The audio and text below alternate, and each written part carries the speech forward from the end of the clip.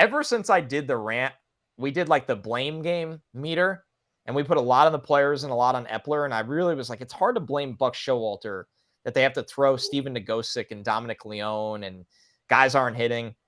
Since I did that, I think Buck has had a tough stretch here. I do. And I don't know his responsibility factor on making lineups. Some people will tell you that the analytics team does, the front office does, Buck does. I'm not going to pretend to know. I'm not in the clubhouse. We don't play that game on here.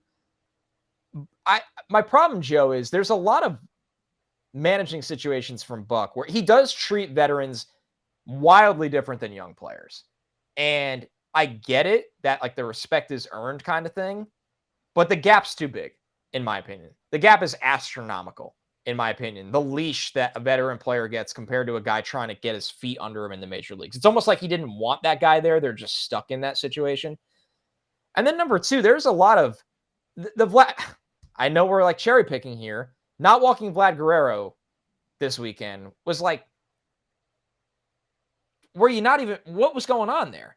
Anybody in the world makes that decision, but one of the smartest managers in baseball doesn't.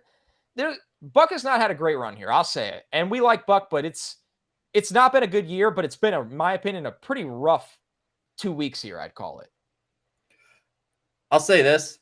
A manager's job is a heck of a lot easier when everyone's just doing really well, like the 2022 Mets did for like 6 months until September when things started to fall apart. So largely, I think that's the driving factor as to whether you, quote, have a good manager or a bad manager. Like Buck made questionable decisions last year, but they just worked. So it's just like, oh, what? Buck knows more than I do. Now he's making similar decisions and they're not working. The team is not playing as well. The offense is not thriving as well. The starting pitching's not lasting into games. He's forced to use Steven Nagosic all the time and Tommy Hunter and Dominic Leone. And that's not necessarily his fault. Like Billy Epler and the front office should have better prepared from a depth perspective.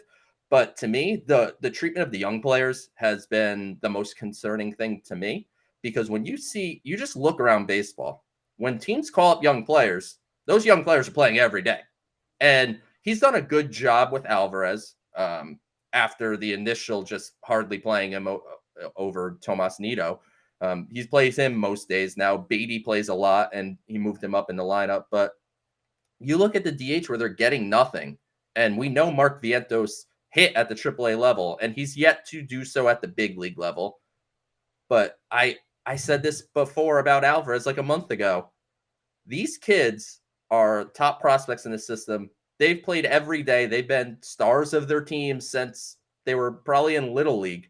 They're not used to sitting on the bench and waiting to play and maybe get a pinch hit at bat or play a couple times a week. Yep. You have these young players. They need to get in the lineup. And it's not like Daniel Vogelbach is lighting the world on fire. It's not like Eduardo. I mean, I actually love what Eduardo Escobar is doing, but he shouldn't be taking a ton of at-bats from Beatty, even against lefties. How does Brett Beatty get better against left-handed pitching? By facing left-handed pitching.